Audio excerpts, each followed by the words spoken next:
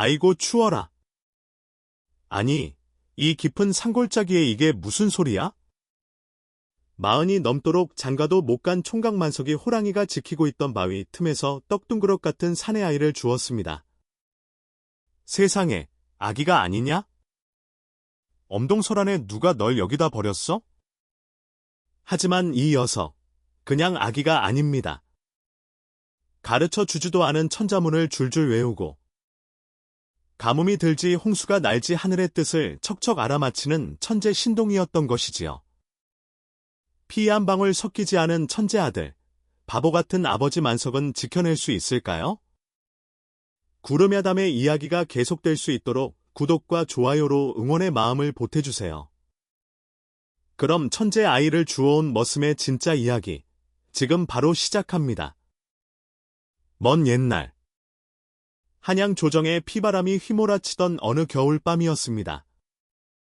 사화로 수많은 선비들이 목숨을 잃고 살아남은 이들마저 산속으로 도망쳐 숨던 시절이었지요. 그날 밤 세상을 덮듯 눈이 내렸습니다. 경기도 어느 시골 마을 최진사댁의 늙은 머슴 만석은 땔감을 구하려고 빈산에 올랐습니다.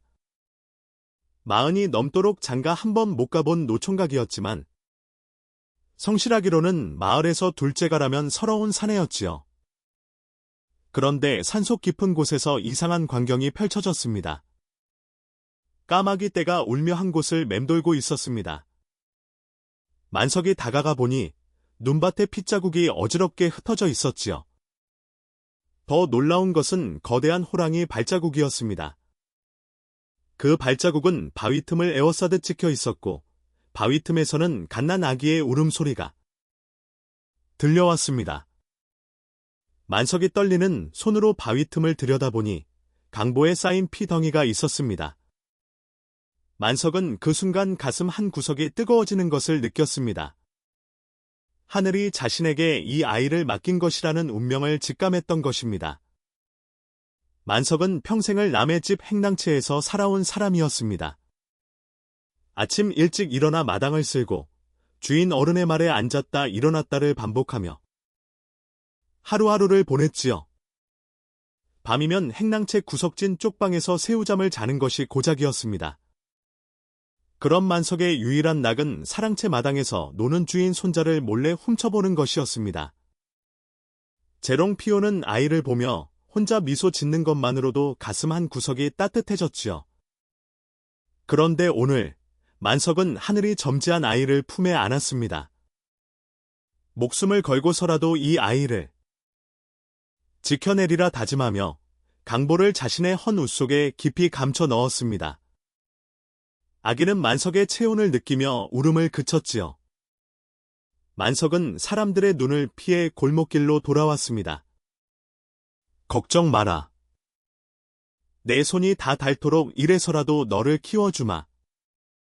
만석은 아기의 작은 손을 어루만지며 조용히 다짐했습니다. 한밤중이 되자 아기가 배가 고팠는지 징얼대기 시작했습니다. 만석은 안절부절 못하며 방 안을 어슬렁거렸습니다. 젖도 없고 미음도 없고 어찌해야 할지 막막하기만 했지요. 그때 부엌에서 일하던 참모 월심이 울음소리를 듣고 만석의 방문을 벌컥 열었습니다. 한밤중에 무슨 소리가 요란하게 나는 게야. 월심은 40줄에 접어든 과부였습니다. 입은 걸걸했지만 속은 무르디무른 여인이었지요. 쌀독 뒤를 들여다본 월심은 기겁을 하며 뒷걸음질 쳤습니다. 아니, 이게 대체 무슨 짓이야? 갓난아기를 어디서 주워온 거야? 만석은 사정을 털어놓았습니다. 눈밭에 버려진 아기를, 호랑이가 지켜주고 있던 아기를 차마 그냥 둘 수 없었노라고 말이지요. 월심은 한숨을 푹 내쉬었습니다. 하지만 배고파 오는 아기를 외면할 수는 없었습니다. 들키면 자네 혼자 죽는 줄 알아. 나는 모르는 일이야. 그렇게 퉁명스럽게 놓으면서도 월심은 부엌으로 가서 몰래 미음을 쑤어왔습니다. 아기는 미음을 받아먹고 배가 부르자 스르르 잠이 들었지요. 만석은 월심에게 고개를 깊이 숙였습니다. 월심은 고개를 돌리며 투덜거렸습니다. 내일부터는 자네가 알아서 해. 나는 정말 모르는 일이라고. 하지만 그날부터 월심은 매일 미음을 쑤어왔습니다. 만석은 밤마다 아이를 발견한 그 순간을 떠올렸습니다. 눈 덮인 산소, 핏자국이 낭자한 바위 틈에 갓난아기가 있었습니다. 그런데 놀랍게도 아이에게는 상처 하나 없었지요. 거대한 호랑이 발자국이 바위 주변을 빙둘러싸고 있었습니다. 마치 맹수가 아기를 지켜주기라도 한 듯한 광경이었지요. 만석은 이것이 하늘에 뜬니라 믿었습니다. 범상치 않은 운명을 타고난 아이임이 이미 분명했습니다. 그래서 만석은 아이에게 금동이라는 이름을 지어 주었습니다. 금처럼 귀하고 동자처럼 영특하라는 뜻이었지요. 만석은 아기가 볼 때마다 등에 업고 행랑채 마당을 돌며 달랬지요. 밤마다 아기의 얼굴을 들여다보며 만석은 다짐했습니다. 금동아, 내가 비록 천한 몸이지만 너만큼은 떳떳한 사람으로 키워주마. 하늘이 나에게 맡긴 아이니 목숨을 다해서라도 지켜주겠다. 금동은 만석의 품에서 평화롭게 잠들었습니다. 만석은 처음으로 자신의 삶에 의미가 생겼다는 것을 느꼈습니다. 더 이상 외로운 노총각이 아니었습니다. 이제 그는 아비였습니다. 그런데 금동이 자라면서 문제가 생겼습니다. 새벽녘에면 아기의 울음소리가 행랑채에 울려 퍼졌던 것입니다. 옆방에서 자던 노비들이 하나 둘 잠을 깨기 시작했지요. 결국 어느 날 아침, 노비들이 만석의 방문 앞에 모여들었습니다. 만석이, 대체 무슨 일이냐? 만석은 사색이 되어 바닥에 엎드렸습니다. 금동을 품에 안고 빌고 또 빌었지요. 그때 월심이 나섰습니다. 이놈들아, 산에서 버려진 아기를 주워온 게 뭐가 잘못이냐? 차라리 죽으라고 내버려 두란 말이냐? 월심의 호통에 노비들이 주춤했습니다. 그리고 금동의 천진난만한 미소를 보자 마음이 녹아내렸지요. 나이 많은 마부 영감이 먼저 입을 열었습니다. 이 늙은이도 자식복이 없어. 평생 혼자 살았는데 이 아이라도 보며 위안을 삼지 뭐. 다른 노비들도 하나, 둘 고개를 끄덕였습니다. 모두 혼자 사는 신세였기에 금동이가 귀여웠던 것입니다. 좋아. 우리 함께 키우자고. 그날부터 행랑채 식구들은 금동을 공동으로 키우기로 했습니다. 문제는 최진사였습니다. 어느 날 밤, 금동의 울음소리를 듣고 최진사가 행랑채로 나왔지요. 이게 무슨 소리냐? 그때 월심이 재빨리 나서며 말했습니다. 요즘 도둑고양이 발정이 났나 봅니다. 노비들도 일제히 맞장구를 쳤습니다. 맞습니다. 날이 밤마다 저 고양이들이 울어대서 잠을 못 잘 지경입니다. 최진사는 코를 킁킁거리다가 그냥 돌아갔습니다. 이후로도 금동이 울 때마다 또 도둑고양이가 운다고 하며 위기를 모면했지요. 금동은 행랑채 전체의 귀염둥이로 자랐습니다. 금동이 자라면서 미음만으로는 배를 채울 수 없게 되었습니다. 만석은 동냥젖을 얻기 위해 마을을 돌아다녔습니다. 자존심도 체면도 없었지요. 아이를 위해서라면 무엄한 피라도 굽힐 생각이었습니다. 대기, 아기에게 남는 젖이 있다면 조금만 나눠주시오. 어떤 집에서는 문전박대를 당했습니다. 어떤 집에서는 동냥젖을 주면서도 험한 말을 쏟아냈지요. 머슴 주제에 아이를 키운다고? 참 어리석은 짓이로군. 만석은 고개를 조아리며 참았습니다. 금동을 위해서라면 무슨 말이든 들을 수 있었습니다. 낮에는 주인댁 일을 하고 밤에는 금동을 돌보느라 잠을 제대로 자지 못했습니다. 만석의 몸은 날로 야위었지요. 밥을 먹을 때면 자신의 밥을 덜어 금동에게 주었습니다. 행랑 식구들이 말렸지만 만석은 듣지 않았습니다. 나는 이만큼만 먹어도 되네? 금동이가 더 먹어야지. 어느 날 저녁, 금동이 처음으로 입을 열었습니다. 아버지. 그 한마디에 만석의 눈에서 눈물이 주르르 흘러내렸습니다. 평생 누군가에게 아버지라고 불려본 적이 없었지요. 만석은 금동을 꼭 안았습니다. 그래, 아버지다. 내 아버지란다. 그 순간 만석은 세상을 다 가진 것처럼 행복했습니다. 궁색함도 아픈 몸도 아무것도 아니었지요. 월심이 그런 만석을 보며 눈시울을 붉혔습니다. 금동이 4살이 되던 해였습니다. 호기심이 왕성해진 금동은 어느 날 행랑채를 벗어나 사랑채 마당으로 들어갔습니다. 만석이 일하는 동안 혼자 놀다가 그만 길을 잃은 것이었지요. 마침 최진사가 손자에게 천자문을 가르치고 있었습니다. 이놈아, 하늘천이고 땅 지었지 않느냐? 하지만 손자는 딴청만 피우며 글자를 외우지 못했습니다. 최진사는 답답해서 머리를 쥐어 뜯었지요. 그때 담장 너머에서 구경하던 금동이 참다 못해 나섰습니다. 땅바닥에 나뭇가지를 주워든 금동은 정확하게 하늘천 자를 썼습니다. 그리고 이어서 땅지 자도 또박또박 그려냈지요. 최진사가 깜짝 놀라 돌아보니 6살쯤 되어 보이는 아이가 서 있었습니다. 너는 누구냐? 어디서 온 아이냐? 그때 만석이 헐레벌떡 달려왔습니다. 자색이 되어 금동을 끌어안으며 최진사 앞에 엎드렸지요. 나리, 용서하십시오. 제가 산에서 주워온 아이입니다. 깊은 산속에 버려진 아기를 차마 그냥 둘 수가 없어서. 최진사는 만석을 노려보다가 금동을 다시 살펴보았습니다. 6살짜리 아이가 한 번도 배운 적 없는 천자문을 척척 쓰다니 이것은 보통 총기가 아니었습니다. 허. 그래, 산에서 주웠다고? 최진사는 금동을 빤히 들여다보았습니다. 좋아. 이 아이를 내 손자의 글동무로 삼겠다. 책가방이나 들고 서당에 따라가게 하라. 만석은 황급히 절을 올렸습니다. 감사합니다. 만석은 불안했지만 금동이 글을 배울 수 있다는 사실에 기뻤습니다. 금동의 미래가 조금이나마 밝아진 것 같았으니까요.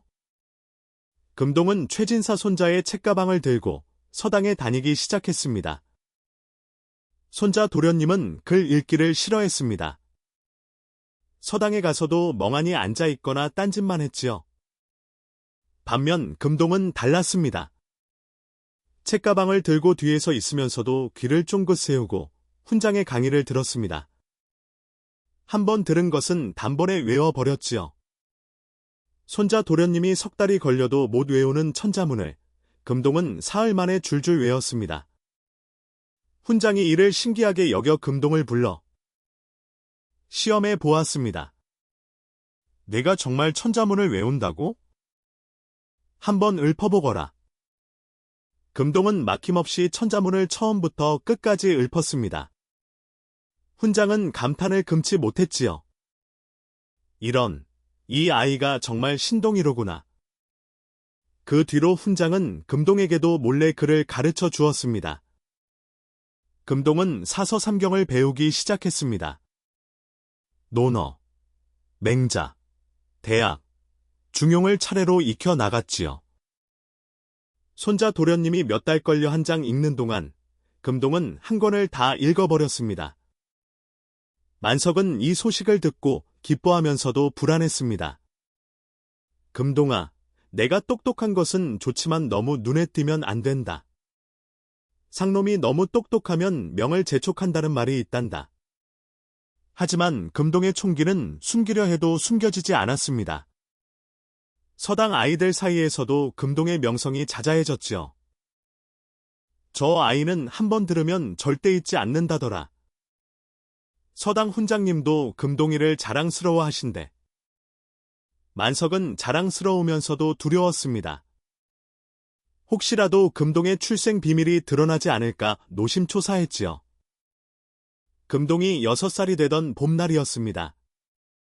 월심이 금동의 누비옷을 뜯어 다시 꿰매다가 배 안쪽 오리 속에서 무언가 딱딱한 것을 발견했습니다. 실밥을 뜯어내자 작은 비단 주머니가 나왔지요. 이게 뭐람? 주머니를 열어보니 정교하게 새긴 옷 가락지 하나와 꼬깃꼬깃하게 접힌 종이가 들어 있었습니다. 가락지에는 한 글자가 새겨져 있었지요. 월심은 서둘러 만석을 불렀습니다. 이것 좀 보게. 만석은 떨리는 손으로 종이를 펼쳤습니다. 하지만 검은 것은 글씨요. 흰 것은 종이일 뿐이었지요. 이게 대체 뭔 소리요? 지렁이가 기어다닌 것 같기도 하고 도장까지 찍힌 걸 보니 예사 물건은 아닌데. 두 사람은 종이를 이리저리 들여다보았지만 읽을 도리가 없었습니다. 까막눈이었으니까요. 바로 그때 마당에서 놀던 금동이 방으로 들어왔습니다. 이것 좀 읽어보거라. 만석은 아무 생각 없이 금동에게 종이를 내밀었습니다. 금동은 종이를 받아들고 또박또박 읽기 시작했지요. 신축년, 역적의 누명을 쓰고. 금동의 맑은 목소리가 방 안에 울려 퍼졌습니다. 피를 토하며 이 글을 남긴다. 내 아들 이겸을 살려다오. 그 이름을 듣는 순간 만석과 월심의 얼굴이 새하얗게 질렀습니다. 이겸. 3년 전 영웅으로 몰려 삼족이 멸해진 이 대감의 아들 이름이었습니다. 온 나라가 떠들썩했던 사건이었지요. 만석은 황급히 금동의 입을 막고 종이를 뺏었습니다. 다시는 그 소리 입 밖에도 내지 마라. 누가 들으면 우리 다 죽는 거야. 금동은 영문도 모른 채 눈만 깜빡거렸습니다. 금동을 재운 후 만석과 월심은 촛불 아래에서 종이를 다시 펼쳤습니다. 금동이 읽어준 내용을 되새기며 두 사람은 전율했지요. 이 아이가 이 대감의 핏줄이었구만. 그럼 우리가 키운 금동이는 역적의 자손이 아니라 억울한 충신의 자손이요. 하지만 세상은 그리 보지 않을 것이요. 만석은 종이를 조심스럽게 접어 다시 비단 주머니에 넣었습니다. 이것은 금동이가 잘 될 때까지 잘 간직해야 하오. 언젠가는 이 아이의 가문이 신원될 날이 올 것이요. 그날까지 우리가 지켜야 해. 이제 금동을 지키는 일은 더욱 조심스러워졌습니다. 금동의 비밀을 알게 된 뒤에도 만석과 월심의 마음은 변하지 않았습니다. 아니, 오히려 더욱 깊어졌습니다. 금동을 지켜주어야 한다는 책임감이 둘을 더욱 가깝게 만들었지요. 밤마다 행랑 구석진 방에서 세 사람은 조촐한 저녁상을 마주했습니다. 만석이 하루 종일 일해서 받은 밥 한 그릇, 월심이 부엌에서 몰래 가져온 반찬 몇 가지가 전부였지만 세 사람에게는 그것만으로도 충분했습니다. 금동아, 오늘은 서당에서 무엇을 배웠느냐? 만석이 물으면 금동은 신이 나서 하루 종일 배운 것을 이야기했습니다. 만석은 알아듣지 못했지만 고개를 끄덕이며 기뻐했습니다. 월심은 금동의 머리를 쓰다듬어 주었지요. 우리 금동이가 참 똑똑하구나. 훗날 큰 인물이 될 게야. 식사를 마치고 나면 만석은 금동에게 옛날 이야기를 들려주었습니다. 가난한 선비가 과거에 급제하여 어머니께 효도했다는 이야기, 착한 사람이 복을 받았다는 이야기였지요. 금동은 만석의 품에 안겨 이야기를 들으며 잠이 들었습니다. 그런 금동을 보며 만석과 월심은 서로를 바라보았습니다. 말없이 주고받는 눈빛 속에는 깊은 애정이 담겨 있었습니다. 두 사람은 이제 부부나 다름없었지요. 어느 날 밤, 월심이 조심스럽게 말했습니다. 우리 혼례를 올릴까? 만석은 깜짝 놀랐습니다. 혼례라니? 나 같은 늙은 머슴이 당신 같은 분과? 월심이 웃었습니다. 늙은 머슴이고 뭐고 우리는 이미 가족이잖아. 금동이 아버지고 어머니고. 만석의 눈에 눈물이 맺혔습니다. 고맙네, 월심. 내 평생 이런 행복이 올 줄 몰랐어. 두 사람은 소박하게 혼례를 올렸습니다. 행랑채 식구들이 모여 축하해 주었고 금동이 두 사람 사이에서 반지했지요. 만석은 생각했습니다. 비록 신부는 천하지만 이보다 더 큰 복이 어디 있겠느냐고. 사랑하는 아내와 총명한 아들이 있으니 세상 부러울 것이 없었습니다. 월심도 행복했습니다. 젊은 시절 남편을 잃고 혼자 살아왔지만 이제는 든든한 남편과 귀한 아들이 생겼으니까요. 금동은 두 사람을 번갈아 보며 말했습니다. 아버지, 어머니, 저는 정말 행복해요. 우리 셋이 영원히 함께 있었으면 좋겠어요. 만석과 월심은 금동을 꼭 안아 주었습니다. 그래, 우리 영원히 함께 있자꾸나. 하지만 운명은 그들에게 더 큰 시련을 준비하고 있었습니다. 금동이 10살이 되던 해, 이상한 일이 벌어졌습니다. 최진사가 아끼는 난초가 시들기 시작한 것이었습니다. 최진사는 날마다 물을 주고 정성껏 돌보았지만 난초는 점점 말라갔지요. 어느 날, 금동이 사랑채 마당을 지나다가 난초를 보았습니다. 나리, 저 난초는 화분이 너무 좁아서 숨을 못 쉬는 것 같습니다. 최진사가 눈을 크게 떴습니다. 뭐라고? 내가 어떻게 그것을 아느냐? 금동이 차분하게 대답했습니다. 뿌리가 화분 밖으로 삐져나온 것을 보니 더 큰 곳으로 옮겨 심어야 할 것 같습니다. 최진사는 반신반의하며 화분을 갈아주었습니다. 그러자 신기하게도 난초가 다시 살아났지요. 최진사는 금동을 다시 보게 되었습니다. 내 나이 고작 10살인데 어찌 그런 것까지 아느냐? 금동은 공손히 대답했습니다. 서당에서 배운 것과 산과 들을 보며 깨달은 것입니다. 최진사는 금동에게 어려운 수수께끼를 냈습니다. 그렇다면 이것을 풀어보거라. 아침에는 4발, 낮에는 2발, 저녁에는 3발로 걷는 것이 무엇이냐? 금동은 잠시 생각하더니 대답했습니다. 사람입니다. 아기 때는 기어다니니 4발이고 자라서는 2발로 걷고 늙어서는 지팡이를 짚으니 3발입니다. 최진사는 크게 감탄했습니다. 최진사는 금동을 빤히 들여다보았습니다. 범상치 않은 아이였습니다. 밤이 되어 만석은 금동을 재우고 월심과 조용히 이야기를 나누었습니다. 오늘 최진사 나리께서 금동이를 유심히 보시더군요. 두 사람은 불안한 마음을 떨쳐버릴 수가 없었습니다. 금동의 재주가 드러날수록 위험도 커지고 있었으니까요. 하지만 그들은 알지 못했습니다. 최진사가 이미 모든 것을 알고 있으며 오히려 금동을 지키려 애쓰고 있다는 사실을 말이지요. 그날 밤, 최진사는 촛불을 켜고 오래된 편지 한 통을 꺼내 읽었습니다. 자네의 아들이 살아있네? 이 늙은이가 반드히 지켜주겠네. 최진사는 편지를 가슴에 품고 긴 밤을 지샜습니다. 얼마 뒤, 불길한 소문이 마을에 퍼지기 시작했습니다. 서당 훈장이 마을 주막에서 술에 취해 떠벌리고 다녔던 것입니다. 허! 최진사 댁에 천재가 있다네? 머슴이 산에서 주워온 아이인데 그 총기가 보통이 아니라네.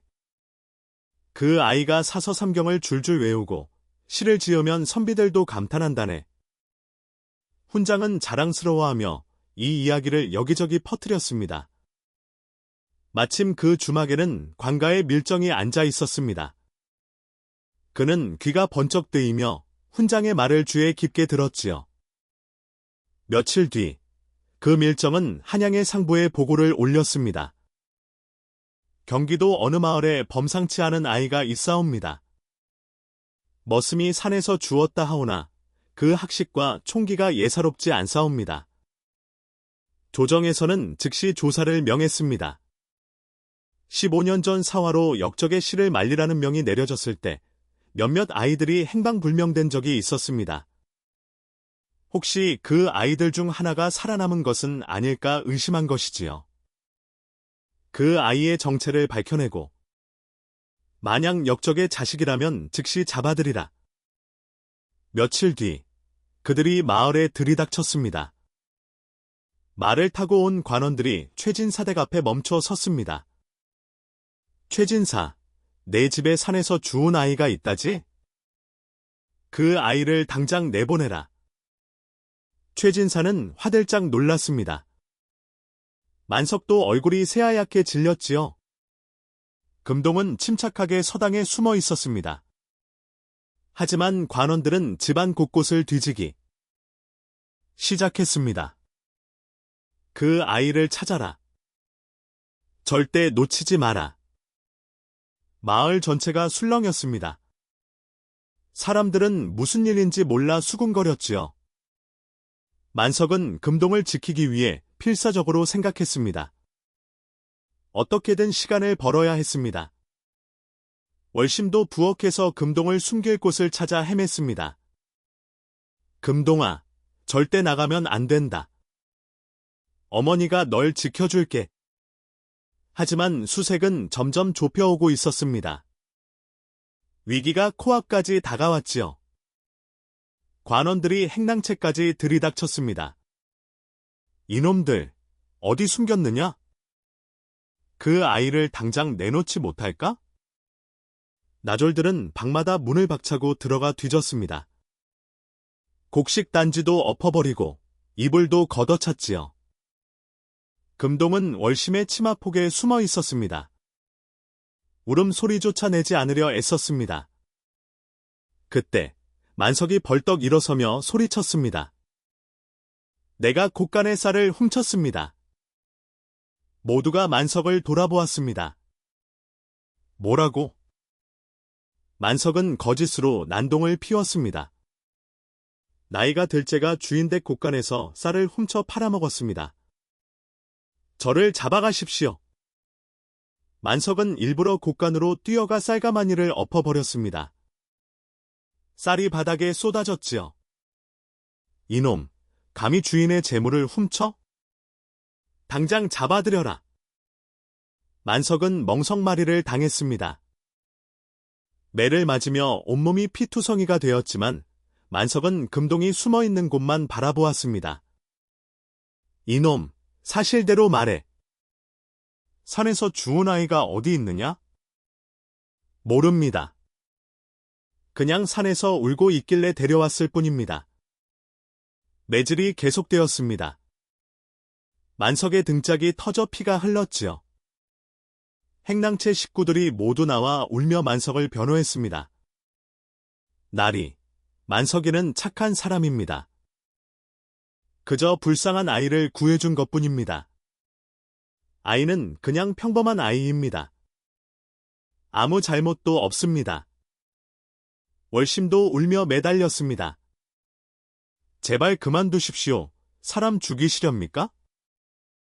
만석은 의식이 흐려지면서도 금동을 생각했습니다. 내 목숨을 바쳐서라도 금동만은 지켜야 한다고 다짐했지요. 만석이 거의 죽어가고 있을 때 최진사가 나섰습니다. 그만. 더 이상 때리지 마라. 최진사는 품에서 은자 주머니를 꺼내 관원들의 손에 쥐어주었습니다. 이것으로 만석을 풀어주시오. 그는 내 집머슴이요. 내가 책임지겠소. 그들은 은자 주머니의 무게를 가늠하더니 고개를 끄덕였습니다. 좋소. 하지만 그 아이는 계속 조사할 것이요. 관원들이 물러가자 최진사는 만석을 방으로 옮겼습니다. 월심이 상처를 치료하며 울었습니다. 금동이는 무사한가? 네, 무사해요. 당신 덕분에 살았어요. 최진사는 방 밖에 서서 복잡한 표정을 지었습니다. 사실 최진사는 금동의 정체를 진작부터 눈치채고 있었습니다. 금동의 친부는 최진사의 옛 친구였지요. 사화가 일어났을 때 최진사는 친구를 배신하고 살아남았습니다. 그 죄책감이 늘 마음 한 구석에 자리 잡고 있었지요. 하지만 최진사가 만석을 구해준 이유는 다른데? 있었습니다. 만약 만석이 금동의 정체를 불면 자신도 역적을 숨겨준 죄로 죽을 수 있었기 때문입니다. 겁쟁이 양반의 이중적인 면모였지요. 최진사는 한숨을 쉬었습니다. 만석, 당신은 참으로 어리석은 사람이여. 하지만 나보다는 훨씬 용감한 사람이여. 최진사는 조용히 방을 나갔습니다. 그날 밤, 금동은 만석의 머리맡에 앉아 눈물을 흘렸습니다. 아버지, 저 때문에 이렇게 되셨어요. 제가 나쁜 아이예요. 만석이 금동의 손을 꼭 잡았습니다. 아니다. 금동아, 너는 아무 잘못이 없다. 세상이 잘못된 거지. 금동은 다짐했습니다. 아버지의 은혜를 평생 잊지 않겠다고. 꼭 훌륭한 사람이 되어 보답하겠다고 말이지요. 그해 여름, 극심한 가뭄이 찾아왔습니다. 하늘에서 비 한 방울 내리지 않았습니다. 논밭이 쩍쩍 갈라지고 우물이 바닥을 드러냈지요. 농사를 망친 백성들은 하늘을 원망했습니다. 이게 다 무슨 징조인가? 하늘이 노하신 게 분명해. 그때 마을 무당이 나섰습니다. 이것은 부정을 탄 놈 때문입니다. 마을에 부정한 것이 들어와 용왕님께서 노하신 것입니다. 무당은 굿판을 벌였습니다. 징과 북을 울리며 춤을 추었지요. 부정한 것을 없애야 합니다. 그래야 비가 내립니다. 사람들이 물었습니다. 부정한 것이 무엇입니까? 무당이 최진사 댁을 가리쳤습니다. 저 집에 산에서 주운 아이가 있지 않습니까? 그 아이가 바로 부정입니다. 귀신이 씌인 아이입니다. 가뭄에 지쳐 이성을 잃은 백성들은 무당의 말을 믿기 시작했습니다. 그래, 그 아이 때문이야. 산에서 주워온 아이라며? 그게 무슨 상서로운 일이겠어. 분명 귀신이 씌었을 거야. 밤이 되자 마을 사람들이 낫과 횃불을 들고 최진사 댁으로 몰려왔습니다. 그 아이를 내놓아라. 제물로 바쳐야 한다. 만석과 월심은 금동을 감싸며 막아섰습니다. 안 됩니다. 금동이는 아무 잘못이 없습니다. 하지만 광기에 찬 군중은 듣지 않았습니다. 비켜라. 우리 모두 굶어 죽게 생겼는데 그 귀신 들린 아이 하나 못 죽이겠느냐? 최진사도 나섰지만 소용없었습니다. 여보들, 진정하시게. 그 아이는 착한 아이일세.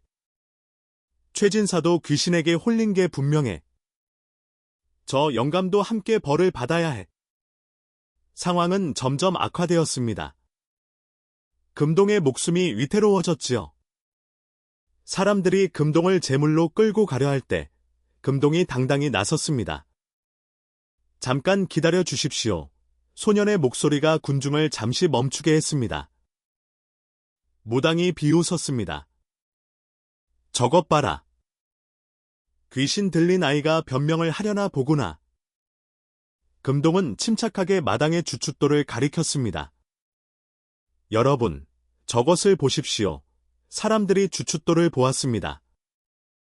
마른 돌에 물기가 배어나고 있었지요. 그리고 저기 개미떼를 보십시오. 개미들이 알을 물고 언덕 위로 줄지어 올라가고 있었습니다.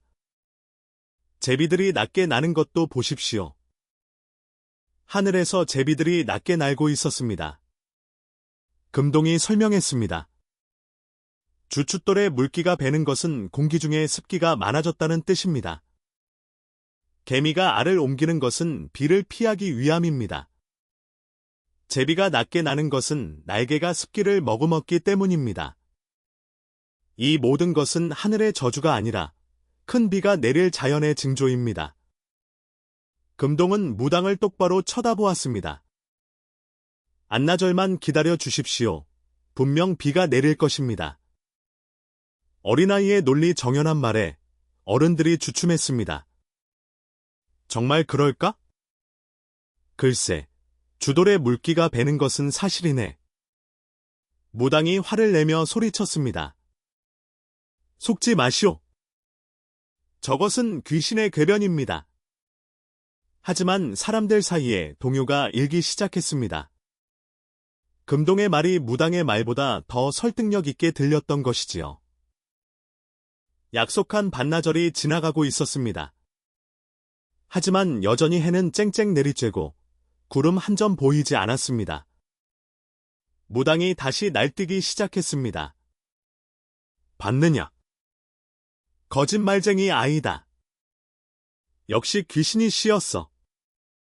사람들도 다시 흉흉해졌습니다. 속았어. 저 아이는 거짓말쟁이야. 당장 제물로 바치자. 만석이 금동을 온몸으로 감쌌습니다. 안 됩니다.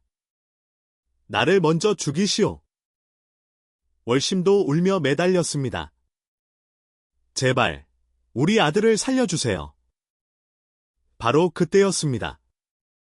저쪽 하늘에서 먹구름이 몰려오기 시작했습니다. 순식간에 하늘이 어두워졌지요. 바람이 세차게 불고 나뭇가지가 휘청거렸습니다. 저것 좀 보시오. 사람들이 하늘을 올려다 보았습니다. 그리고 이내 빗방울이 떨어지기 시작했습니다. 처음에는 한두 방울이었지만 곧 장대비가 쏟아져 내렸지요. 비다. 비가 온다. 사람들은 환호성을 질렀습니다. 마른 땅이 빗물을 먹고 논밭이 촉촉해졌습니다. 금동의 말이 맞았던 것입니다. 신기가 아니라 자연의 이치를 관찰한 지혜가 증명된 순간이었지요. 사람들은 부끄러움에 고개를 숙였습니다. 우리가 큰 잘못을 저지를 뻔했구나. 저 아이는 귀신이 씌인 게 아니라 하늘이 내린 총명을 가진 아이였어.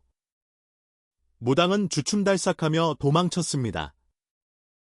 만석은 빗속에서 금동을 끌어안고 오열했습니다.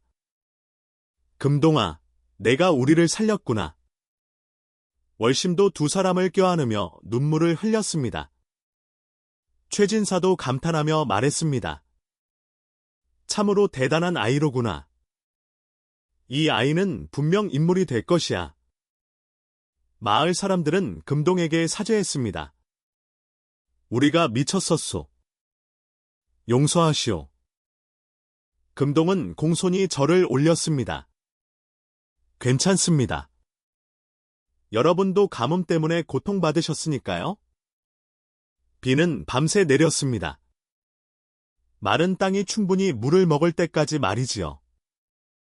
그날 밤, 만석과 월심과 금동은 행랑에서 서로를 껴안고 잠들었습니다. 가장 위험한 고비를 넘긴 것입니다. 비가 온 뒤 세상이 바뀌었습니다. 한양 조정에서 정권이 교체되었고 과거 사화로 억울하게 죽은 선비들이 신원되기 시작했습니다. 이 대감은 역적이 아니었다. 충신이었다. 조정에서 공식적으로 복권 조치가 내려졌습니다. 금동 친부의 옛 제자이자 당숙인 양반이 한양에서 내려와 금동을 찾아냈습니다. 정말 스승님의 아드님이시군요. 그 눈빛이 스승님과 똑같습니다. 양반은 만석에게 큰 절을 올렸습니다. 은인이시여. 목숨을 걸고 우리 가문의 혈육을 지켜주셨으니 이 은혜를 어찌 갚겠습니까? 만석은 황급히 양반을 일으켰습니다. 아닙니다. 나리. 저는 그저 아이가 불쌍해서 키웠을 뿐입니다. 양반은 금동을 한양으로 데려가려 했습니다. 이제 가문이 복권되었으니 도련님께서는 마땅히 한양으로 가셔야 합니다. 금동은 만석을 바라보며 눈물을 글썽였습니다. 아버지. 만석은 가슴이 찢어지는 것 같았습니다. 하지만 금동의 앞길을 위해서는 보내야 한다는 것을 알았습니다. 만석은 일부러 모진 말을 했습니다. 금동아, 너는 이제 양반이다. 나는 천한머슴이고 신분이 다른 사람끼리 아비와 자식이 될 수는 없는 법이다. 어서 가거라. 금동은 울며 소리쳤습니다. 아니에요, 아버지. 저는 평생 아버지의 아들입니다. 월심도 눈물을 흘리며 금동을 껴안았습니다. 금동아, 어머니도 내가 잘 되기를 바란다. 한양 가서 훌륭한 사람이 되거라. 금동은 두 사람에게 큰 절을 올렸습니다. 아버지, 어머니, 소자는 절대 은혜를 잊지 않겠습니다. 반드시 훌륭한 사람이 되어 돌아오겠습니다. 금동은 가마에 올랐습니다. 계속 뒤를 돌아보며 만석과 월심을 바라보았지요. 만석은 참았던 눈물을 터뜨렸습니다. 월심도 흐느끼며 손수건을 꺼내 눈물을 닦았습니다. 가마가 멀어져 갔습니다. 금동의 모습이 점점 작아졌지요. 만석은 그 자리에 주저앉아 한참을 울었습니다. 가마가 마을을 벗어나려 할 때 만석이 벌떡 일어났습니다. 금동아! 금동아! 만석은 가마를 뒤쫓아 달리기 시작했습니다. 집신이 벗겨지는 줄도 모르고 맨발로 달렸습니다. 거친 돌길에 발이 갈리고 피가 났지만 만석은 멈추지 않았지요. 금동아! 내 아들아! 가마 안에 금동도 울고 있었습니다. 뒤쫓아오는 아버지의 모습에 가슴이 찢어졌지요. 양반이 가마를 멈추게 했습니다. 만석이 가마 앞에 다다라 헐떡였습니다. 발은 피투성이었고 온몸은 땀으로 범벅이 되어 있었지요. 금동아! 만석은 품에서 무언가를 꺼냈습니다. 금동이 어렸을 때 입던 누비옷 조각이었습니다. 이것을 가져가거라. 내가 널 처음 주었을 때 입고 있던 옷이다. 이것을 보면 우리를 기억할 게다. 금동은 누비옷 조각을 받아 가슴에 꼭 안았습니다. 아버지, 저는 절대 잊지 않을 거예요. 평생 아버지를 제 아버지로 모실 거예요. 만석이 금동의 머리를 쓰다듬었습니다. 그래. 너는 효자란다. 훌륭한 아들이야. 월심도 따라와 금동의 손을 잡았습니다. 금동아, 한양 가서 몸조리 잘하고 끼니 거르지 말 거라. 네, 어머니. 저도 늘 그리워할 거예요. 가마가 다시 출발했습니다. 만석과 월심은 가마가 완전히 보이지 않을 때까지 그 자리에서 있었습니다. 마을 사람들도 멀리서 그 광경을 지켜보며 눈시울을 붉혔습니다. 저 만석이라는 사람 참 대단해. 피 한 방울 섞이지 않은 아이를 저렇게 사랑하다니. 낳은 정보다 기른 정이 더 깊다더니 정말 그렇구나. 최진사도 사랑채에서 그 모습을 지켜보았습니다. 만석, 당신이야말로 진정한 양반이여. 그날 밤, 만석과 월심은 텅 빈 금동의 방에 앉아 있었습니다. 금동이가 보고 싶네. 만석이 중얼거렸습니다. 월심이 만석의 손을 꼭 잡았습니다. 언젠가 다시 만날 거예요. 우리 금동이는 약속을 지키는 아이니까요. 두 사람은 서로를 의지하며 위로했습니다. 세월이 흘러 10년이 지났습니다. 만석과 월심은 최진사의 도움으로 작은 주막을 차려 살고 있었습니다. 늙은 부부는 손님들에게 밥을 내주며 평화롭게 살아갔지요. 어느 봄날이었습니다. 주막 앞 매화나무의 꽃이 활짝 피어 있었습니다.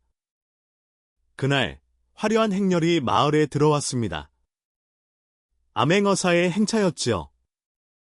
비단 관복을 입은 젊은 어사가 말에서 내렸습니다.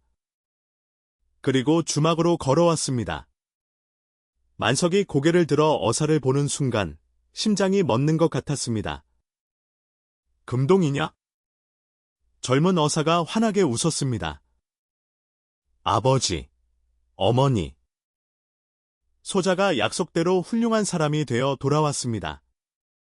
금동은 장원 급제를 한 뒤 암행어사가 되어 민생을 살피러 다니고 있었던 것입니다. 만석과 월심은 믿을 수 없다는 듯 금동을 바라보았습니다. 금동은 두 사람 앞에 무릎을 꿇고 큰 절을 올렸습니다. 아버지, 어머니, 소자가 늦었습니다. 용서하십시오. 만석이 금동을 끌어안았습니다. 아니다, 금동아. 내가 이렇게 훌륭하게 자라주어 고맙구나. 월심도 금동을 껴안으며 울었습니다. 우리 아들, 정말 잘 자랐구나. 어머니가 얼마나 자랑스러운지 몰라. 마을 사람들이 모두 모여들었습니다. 저 사람이 옛날 만석이가 키운 금동이라고? 맙서사, 암행어사가 되었다니. 금동은 마을 사람들에게도 인사를 올렸습니다. 여러분께 감사드립니다. 비록 저를 오해하신 적도 있었지만 결국 저를 받아주셨습니다. 사람들은 부끄러워하며 고개를 숙였습니다. 최진사도 나와서 금동을 축하했습니다. 금동 도령, 아니 어사나이, 축하하오. 이 늙은이도 기쁘구나. 금동은 최진사에게도 감사를 표했습니다. 진사나리께서도 은혜를 베풀어 주셨습니다. 감사드립니다. 금동은 품에서 문서를 꺼냈습니다. 아버지, 이것은 조정에서 내려온 양인 문서입니다. 이제 아버지와 어머니는 자유의 몸이십니다. 만석과 월심은 눈을 크게 떴습니다. 이게 정말이냐? 내 조정에 주청하여 받아냈습니다. 이제 누구의 종도 아니십니다. 만석은 눈물을 흘렸습니다. 금동아, 내가 우리에게 이보다 더 큰 선물이 어디 있겠느냐? 금동이 말했습니다. 아버지, 어머니, 저와 함께 한양으로 가시지요. 제가 큰 집을 마련했습니다.